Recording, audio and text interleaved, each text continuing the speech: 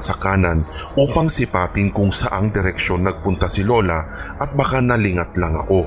Ngunit wala talaga akong naaninag kundi ang mga iilang nakasinding ilaw sa poste sa gawing iyon at saka ang dalawang lalaking pumara kanina. Naputol lang din ang aking ginagawang paglilingalinga nung tawagin ako ng konduktor ng bus at winikang, "Miss, dito ka na rin bababa? Di ba sa mismong terminal ka pa?" Nilingon ko ang konduktor sa katumango sabay akyat sa bus.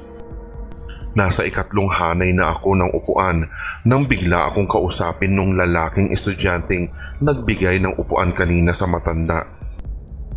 Nangilabot ako sa kanyang sinabi,